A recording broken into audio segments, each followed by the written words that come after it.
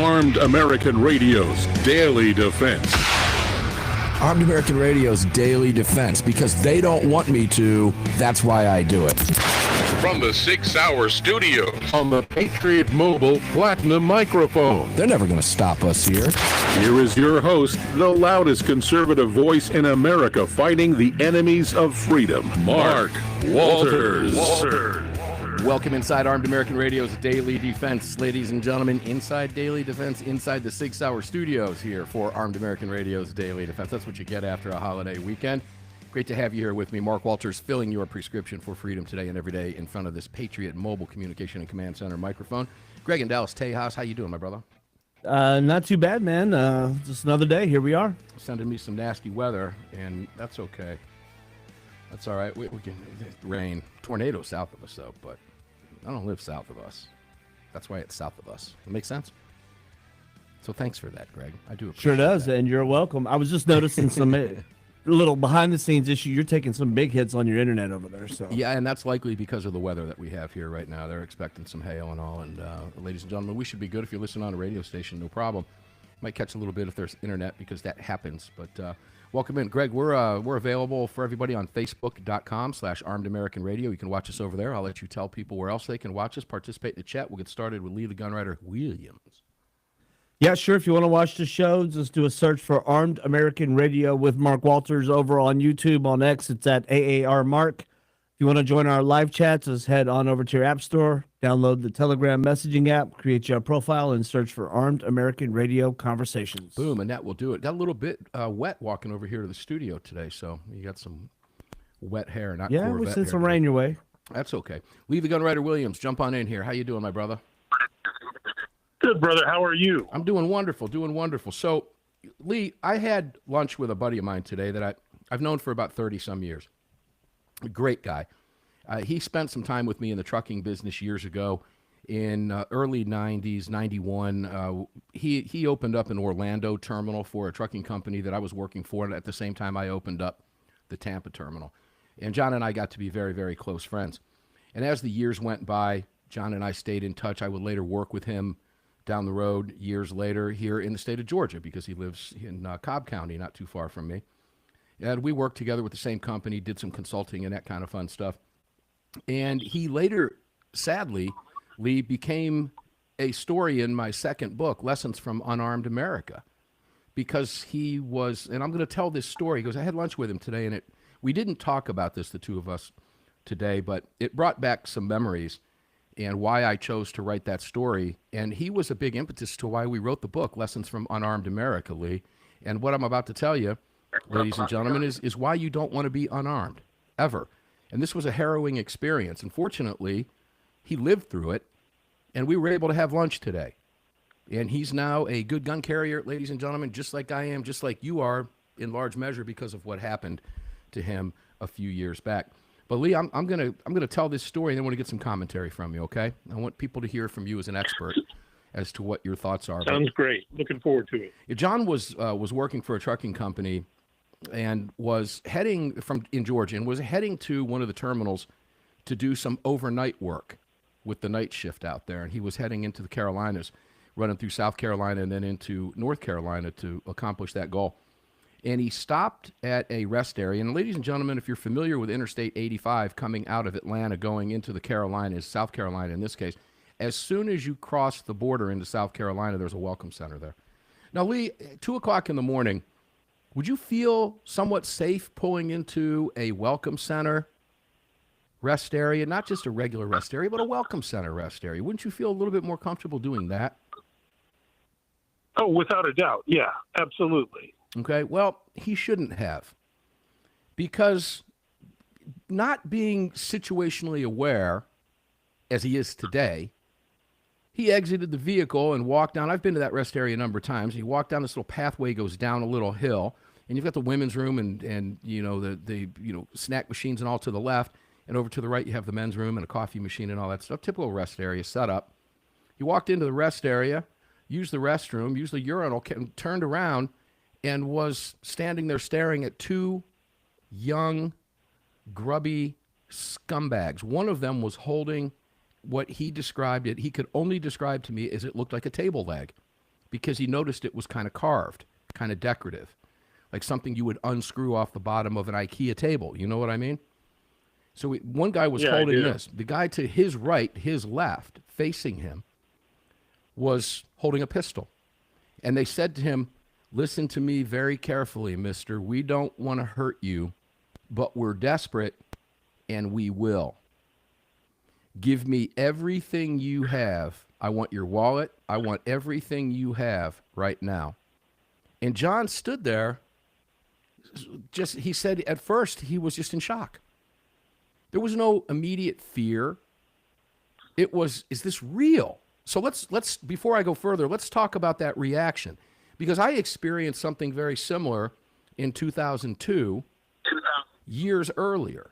And John knew what had happened to me at that time, but the difference is I was armed. John was not. But I had that same experience, Lee. I felt at first, is this really happening? Is that normal? Yeah. When I was a policeman, I had several encounters with armed folks. And for some people, there is a feeling of unrealness. Oh, my goodness, this can't possibly be happening. I must not understand what's going on. Right. Like you, That will get you killed. Yeah, Get you killed. But what it does is there's a sense of calmness almost that comes over you in that immediate, I guess I'll call it shock, right?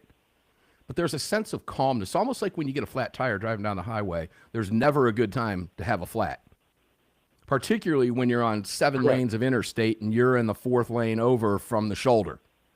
And you're hearing thump, thump, thump, thump, thump, thump, thump, and you've got to get over, and everybody around you is going 85 miles an hour. That's not the time to go, oh, man, and start cussing up and down like a sailor. Okay? That's the time to, now you got to get it together immediately. You get off the side of the road, and at least me anyway, I tend not to act really shocked in a situation like that because you can't. Look, this is happening. I got to deal with this right now. You pull off the side of the road, and you go, okay, what am I going to do here, right? Am I going to call for some help? This is a really bad spot, whatever the case may be. Or if I'm in an okay spot and I can do it safely, change my own tire. Now, some cars don't even have, I know what I'm driving doesn't even have a spare. Oh, it's got some little goofy air thing. I'm going to wind up having to call somebody. Unfortunately, my insurance would cover that for me and have somebody come out. But you tend to remain very calm. That's what he did immediately. At which point, the guy with the gun said, mister, I want everything you have and I want it right now, or we will hurt you. They wound up taking his wallet, and he said that at that moment in time, they began to back up a little bit, and then both of them darted out, but not before they rushed him at gunpoint into one of the stalls. They put him in a stall, and they told him, do not exit that stall for 10 minutes. We will be here, and we will be watching. He stood in that stall thinking to himself, is this really happening, Lee? Is this really happening? But they got away with his wallet, and he said he waited about 5 minutes. No one else came in, and that's when it dawned on him, holy crap, no one's coming to my aid. What am I going to do now? Now, the robbery was over, but they warned him not to. He didn't know if there was anybody else there. He had no idea. He waited a few minutes, and then he very carefully exited the stall, got up to his car, and called the South Carolina Highway Patrol, who asked him, where are you? They told him where he was. They told him, okay, well, we've got it reported. There's not much we're going to be able to do. And they did nothing. Nothing. Oh, my God. Nothing. And he had already gotten a few miles up the road because he didn't want to stay at the rest stop. He didn't know where they were. He didn't know what they were driving. He didn't know if they would follow him. He had no clue. He doesn't know if they ever he has no idea. They got away with that robbery.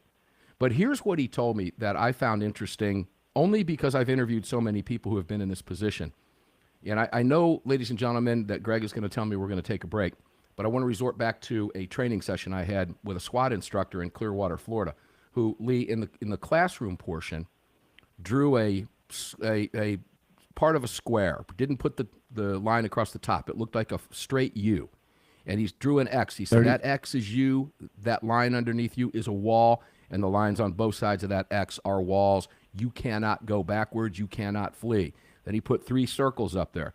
One on the left, revolver. One in the middle, knife. One on the right, cut up shotgun. And he said to me, and I'll tell you what happened when we come back from the break, ladies and gentlemen, and how I responded to him. And you'll know why John asked that question that I'm about to ask you when we come back, but he was thinking to himself. I'll explain it to you, and we'll all come together. But I want you to take away from this a public service announcement when we're done with this part of the topic of discussion for today. I want you to think about the things that we're telling you here. But the most important as we go to the break, yeah, buddy, it can happen to you when you least expect it. How would you react? We'll be right back.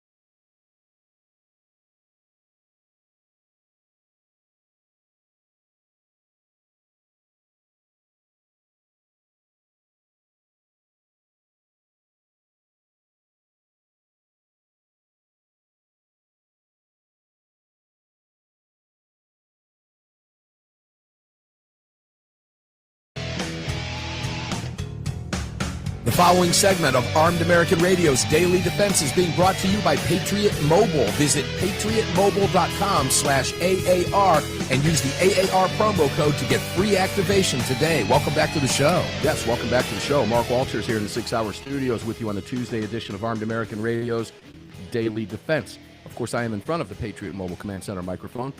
Make sure to visit them if you are watching on your televisions or devices.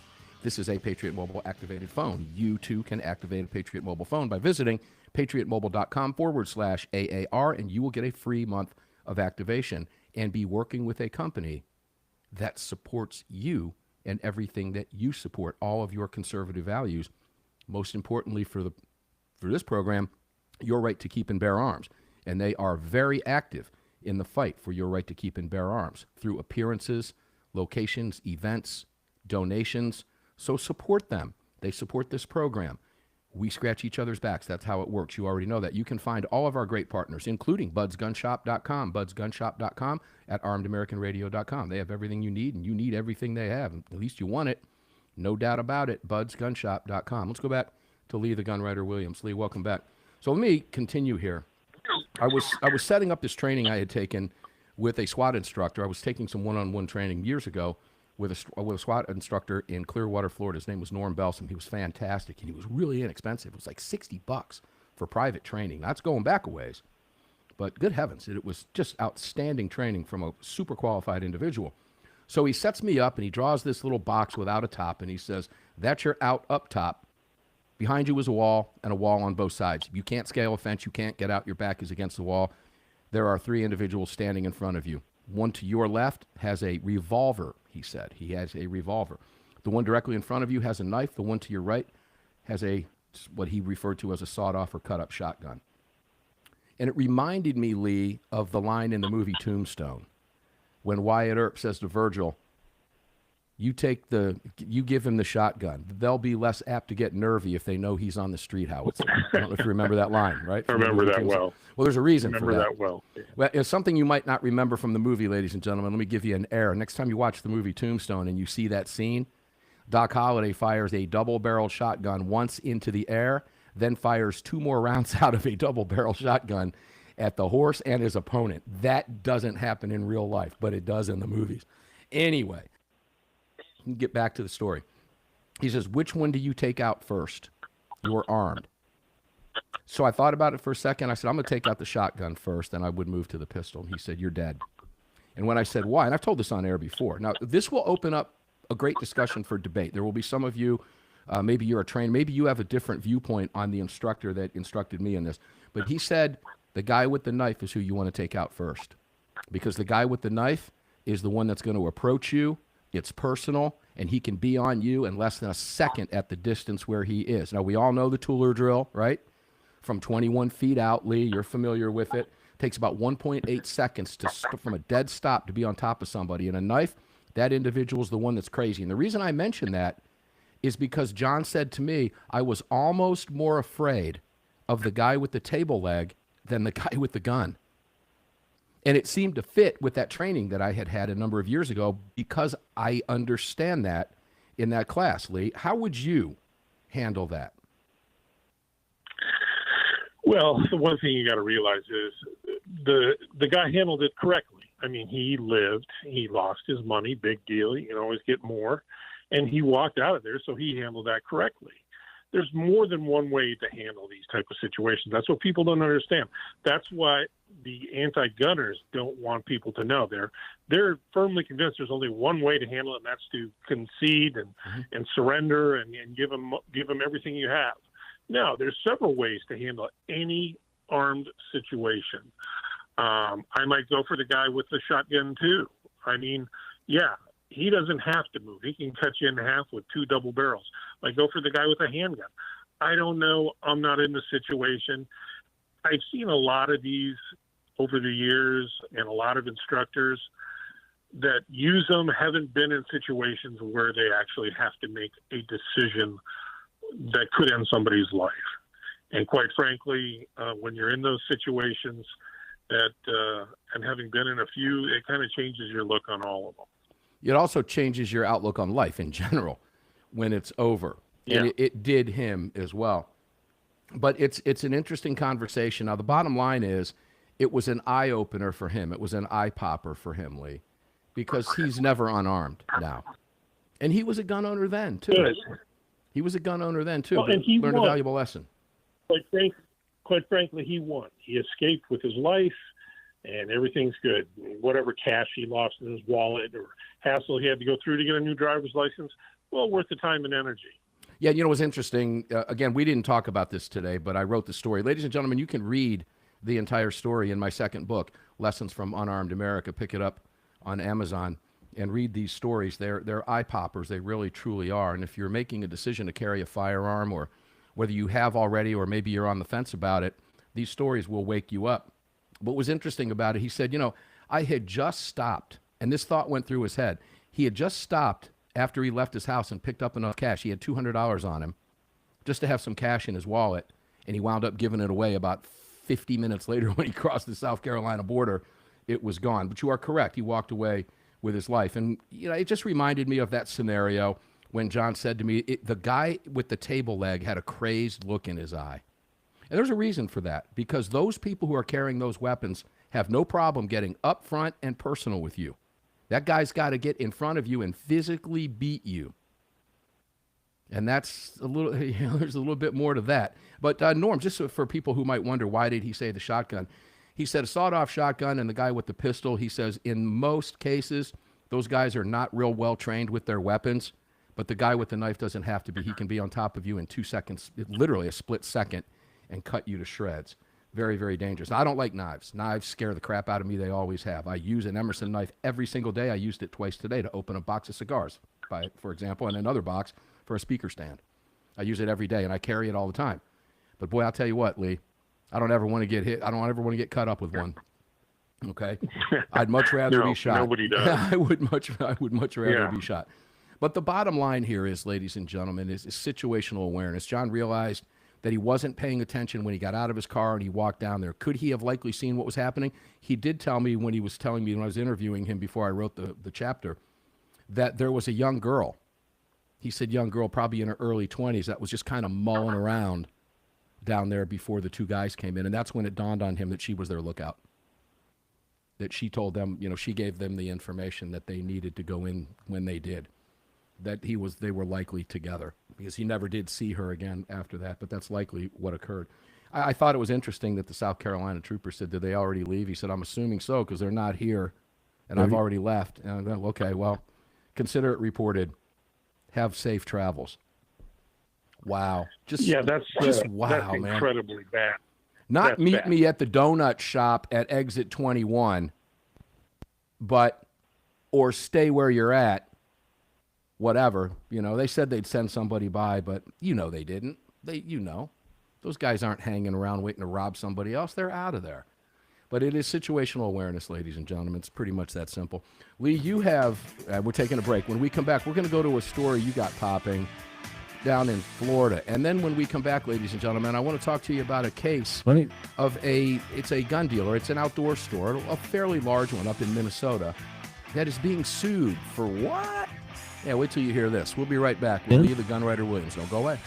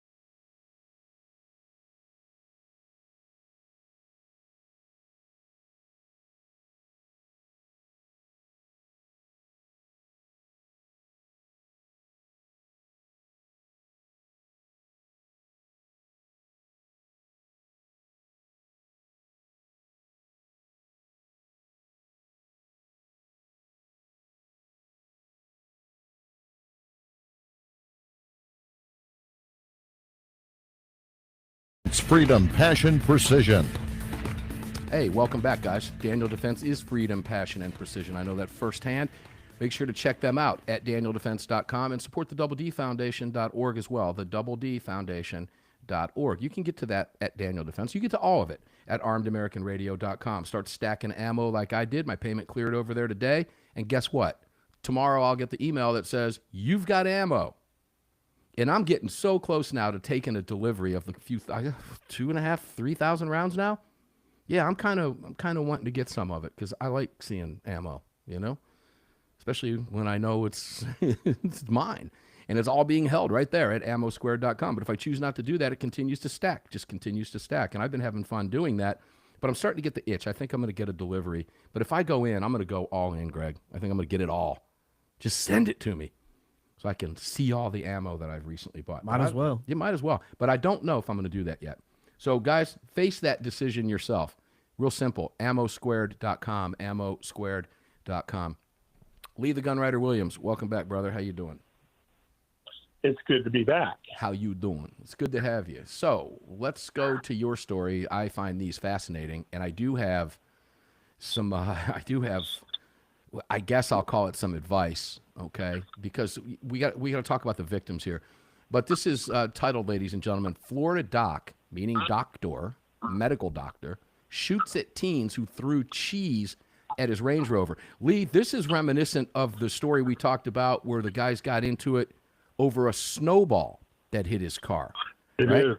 You remember It this? is. So what happened here? This Yep. is fascinating stuff. Let's take a deep dive into this.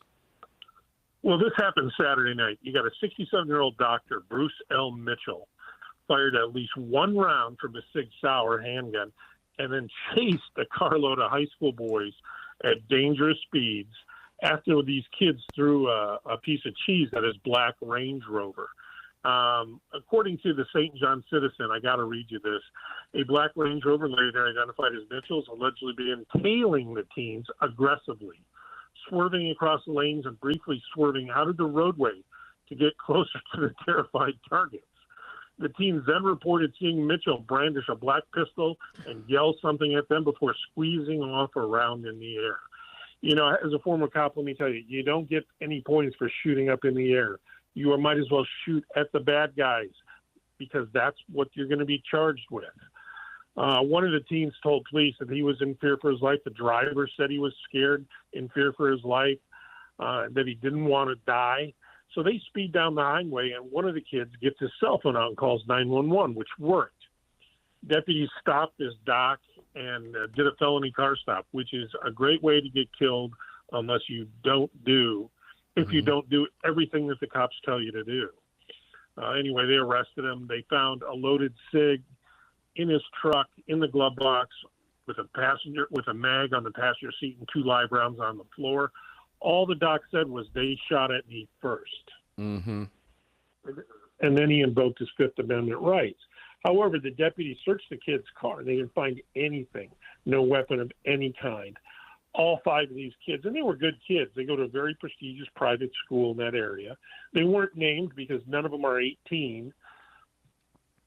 They gave a statement. They identified him. They identified his vehicle. He was charged with 2 felonies, aggravated assault with a deadly weapon and discharging a firearm from a vehicle. He posted bond and was released.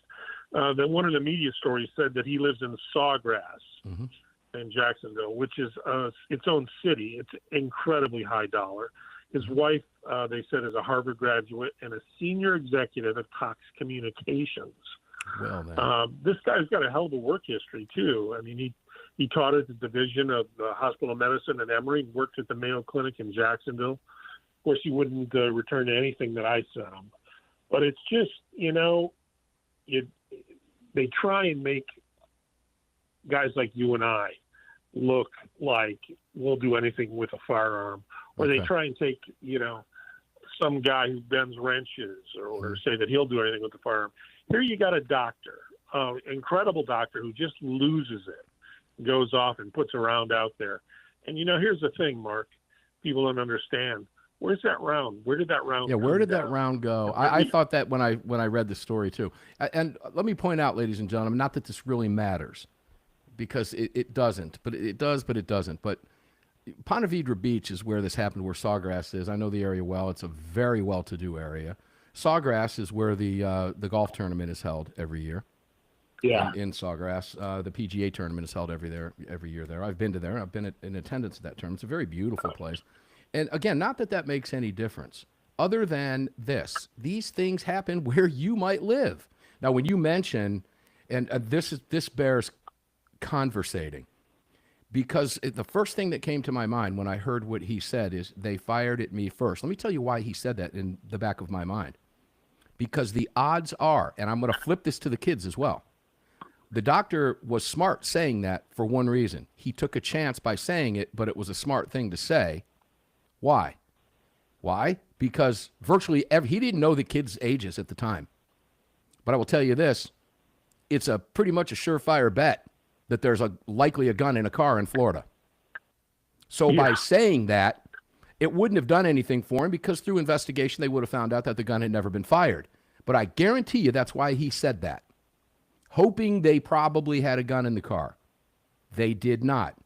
So it's not going to work for him. And you mentioned he's got a storied work history. Well, he's getting ready to have another storied work history, because his $500,000 to $1 million or whatever he's making a year to live over there is soon to be 50 cents a day behind the slammer walls. Because unless there's been a change in Florida, that first charge is a minimum mandatory 3 years plus. Minimum It 3 years on aggravated assault. It certainly is still there. And, you would think that a guy with his reputation would just go, oh, man, it's just kids being kids. But, you get somebody, sometimes you get their vehicle involved, and they lose their damn mind. Yeah, that goes back to that road rage conversation we were having last week, ladies and gentlemen. Again, don't find yourself in this situation. If you're carrying a firearm, you got to check it at the door, baby. Every single time, you got to check it and act like a mature adult. This guy did not, and he's going to get it. Trust me. He's not getting out of this. If he's convicted on this, it's a minimum mandatory. He could get 5 to 10, but he's going to spend 3 solid with no possibility of parole. Plus, he's got the other felony charge. Was the other charge a misdemeanor? Or were they both felonies? Both felonies. Okay, this guy's life Both is felonies. screwed. Bye-bye, Doc. You ain't seeing any more patients. You might be advising people behind bars on whether or not, well, that injury looks like cell block C, celly over there. That could be from the prison ink tattoo you got. Okay? You're infected. That's about the extent of what he's going to be doing from this point forward. But there's also another lesson here, ladies and gentlemen. Every time we talk about these stories, there is a lesson. How could all of this have been avoided immediately? Don't throw cheese at another person's vehicle. Yeah. Period. Yeah, you're a dumb kid. I know that. I used to hide in the woods in Ann Arbor, Michigan when I was a kid on Blewett Drive and throw snowballs at cars all the time. It was just par for the course in a snowy town we lived in. Smart thing to do? No. Life was different back then as well, too, than it is right now. And in today's day and age, you can bet your mind, you don't know who's behind the wheel of that other vehicle. You don't know what they're capable of doing. So, dumb teens, don't be dumb teens. AWR always tells us as we prepare for this break, Lee, if you're going to be dumb, don't be dumb in Texas. Well, if you're going to be dumb, don't be dumb in Florida either, ladies and gentlemen. People, again, go back to that comment I made about that dog. They shot at me first. It's highly likely that car you're throwing cheese at has a gun in it, and you have no idea who it is behind the wheel, what kind of day they've had, or what they're capable of. And these kids found out the hard way. I don't know that I think they learned their lesson, but I could go further with do they deserve any discipline? I don't know. That's a debate that we could have as well. Funny. We have Lee the Gunwriter Williams with us for one more segment. We're going to talk a little bit. We'll wrap up on that because that's an interesting topic, and then we'll go to an outdoor gun store, outdoor shop being sued in Minnesota for what? Wait till you hear this. We'll be right back.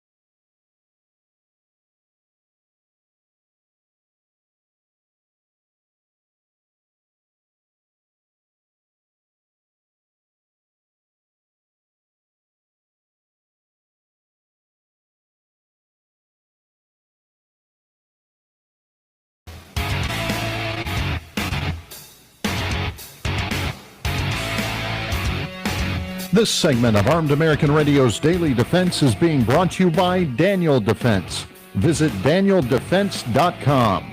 Now, back to the show. Yes, indeed. Welcome back to the 6 Hour Studios. Mark Walters filling your prescription for freedom today and every day in front of this Patriot Mobile microphone.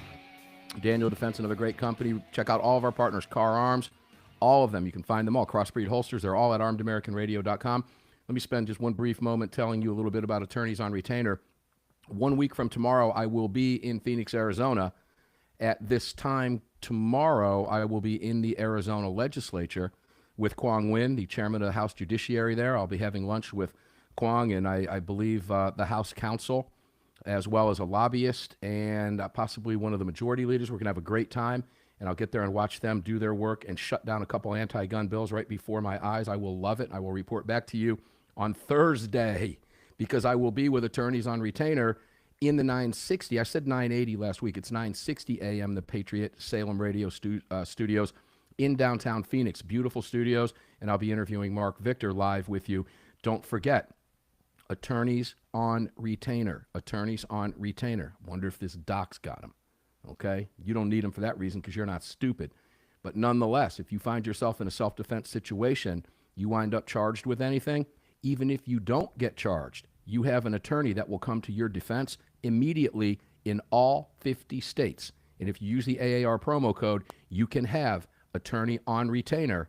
It's real easy to do. Save yourself that $35 off that sign-up fee, and it's only $35 a month to have that protection. Believe me when I tell you, that's all you have to spend to have an entire law firm behind you defending you. God forbid you need their services. And when you do need those services, ladies and gentlemen, a lot of people don't like lawyers. Until you need one, then you want the best you can get. Trust me when I tell you that. I'm very well aware, unfortunately, of that situation. So, Attorneys on Retainer, you can visit them right through the portal at Armed American Radio. You'll see their logo on the front page.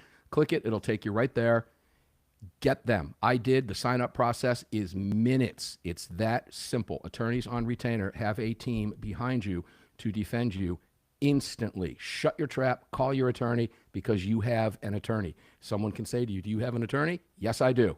Because you do. An entire law firm dedicated to one thing and one thing only, your defense, your self-defense case. That's it. Lee the Gunwriter Williams, welcome back, my brother. Thank you, sir. All right, so you want to throw a exclamation point on that final story before we go to Minnesota? No, I got to hear Minnesota. I'm from Minnesota, as we both know. I got to hear what's going on up there because your little antennas are up. Well, I'm going to Google the words gun control, which is where I pulled this up. And this story broke just 6 hours ago before we went to airtime. Lee, you're from Minnesota. You ever heard of Scheels? Yeah. Okay, yeah. Scheels is a large outdoor chain, right?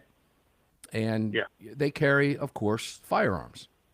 So they're being sued over a teen's suicide. This occurred in Eden Prairie, Minnesota.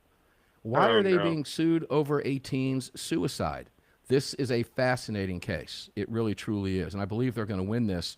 But I'm going to tell you right now, they've got two of the large anti-gun groups and all the money behind them coming after them on this. The judge refused to dismiss the case. What you have is a 19-year-old who went into the shop, asked to see a handgun, apparently was not carded. Now, you can, the law to strike down 18 to 20-year-olds was thrown out, or the lawsuit to strike down the 18 to 20 years was thrown out. It's legal to carry a handgun between 18 and 20 in Minnesota. This kid was 19 years old. He was not carded, and he was handed, Lee, at the counter, a handgun that he asked to see. He then took off with the gun, loaded it with ammunition, and killed himself in the store. The handgun was not handed to him loaded. But it's a very complex case, Lee. Very complex case. There's a lot going on. Every town law is involved in this now. Okay? And they said that this clerk, Janet's decision to allow the guy at the gun shop counter, the decision to allow him to handle makes them responsible for the suicide. Oh, come on. Now, this is a stretch all the way around, Lee, but again, there's lessons in everything. Apparently, this case is going to go forward through discovery, There'll be motions for summary judgment. We don't know how this is going to play out. It's not going to happen overnight. These things never do, probably 2-3 years down the road. But that's going to cost them a ton of money to defend against this all the way through. So how do you view something like this when you just hear that basic overall headline surf view explanation? Well, unfortunately for somebody who used to live there and used to consider it home, now Florida is my home. That's par for the course in Minnesota, brother. I mean, that state has completely lost its mind. What's going to happen is Shields will probably have to pay some cash out of court. They'll make a settlement. They'll keep this alive for 2 years easy, so the organizations involved can do what they're designed to do, which is make money off of someone else's woe and horrible tale. This is a terrible situation. Horrible. Did anybody at the gun store want this to happen? Absolutely not. But, there's no card required in Minnesota like there is in Illinois. Right. You don't have to show anything. You go into a gun store there, done it 100 times, done it as a child, man. Hey, can I see that? Yeah, sure. Here you go. Take a look. Unfortunately, he probably had ammo in his pocket, put some rounds in it, and took the horrible way out. The clerk, I mean, come on, man. That could happen to anyone. Is the clerk liable? No, absolutely not. The clerk didn't shoot him, didn't arm him, didn't do anything that would have led to his death. But they will get a jury, and God forbid where that jury goes, my friend. Yeah, and that clerk, his name, by the way, is, let's go into this. The kid Markey was his name. In 2022, he rode his bike to the Eden Prairie store, and he asked to see a handgun behind the counter. It was handed to him by an employee by the name of William Ballantyne, and Mr. Markey, the 19-year-old, we can call him Mr. Markey because he's an adult, ran through the store, loaded the handgun, and used it to kill himself. So another question arises, where did he get the ammo? There was some speculation that he took the ammo, which was on store shelves, beforehand. Now, the argument from the left in this is, let me go here. Everytown Law said in a statement that Janice's decision to allow the case to move to discovery, which is the judge, Janice, and proceed to trial is crucial for awareness about suicide in Minnesota, which she said is responsible for 73% of gun deaths in the state. Now, Shields is not responsible for one suicide period ever, Lee, ever. But as you said, this is going to wind its way through the courts now. It's going to go through discovery. And, it's something that will follow. But, folks, we probably won't be talking about this again for another couple years, whether it's settled or whatever happens. But Everytown for Law is going to continue to push this, and they're going to try to blame the gun shop. And who knows what they're going to do with the clerk at the counter. They're going to go after him? No clue, Lee. Where can people find you, buddy? We're getting ready to end this hour. They can go to armedamericannews.org, thegunwriter.substack.com, or saf.org. And thank you, Lee, for everything that you do and everything that you bring to the show every week here on Armed American Radio. That is Lee, the Gun Writer Williams. He is a real, true investigative journalist. He does all of the work himself. That's Lee, the Gun Writer Williams. Make sure to follow him on social media at HT_Gunwriter over at Twitter.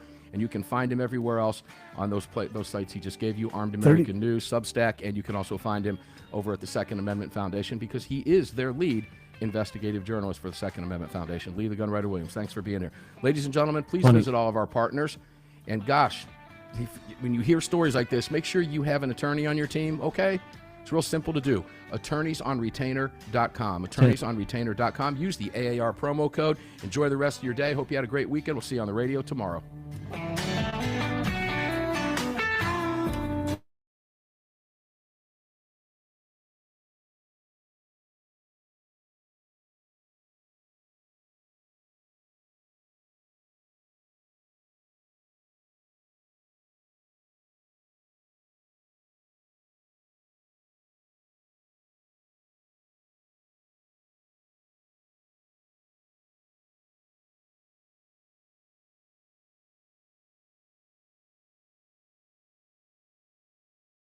Ladies and gentlemen, thanks for tuning in today. Appreciate it. I hope you guys enjoyed your Memorial Day. And I know fans of Armed American Radio know why we celebrate Memorial Day, and it's not so we can barbecue. But I hope you did barbecue anyway. It's a tradition nonetheless. But I hope you realize and remembered why we're free, and I'm sure the crowd that listens to the show certainly gets that. I've had some comments on podcast. Where's the third hour of the show from Sunday? The third hour of the show was an encore. Because it was an encore, we don't put that podcast up because guess what happens? People complain that I already heard that. You can't please everybody, folks, so we don't waste our time trying. It's pretty much that simple. So if you're one of those that was wondering where the third hour is, the simple answer is it's because we did run an encore to give the crew, the roundtable crew, the day off on the holiday weekend because they give us so much of their time. We hope you can respect that.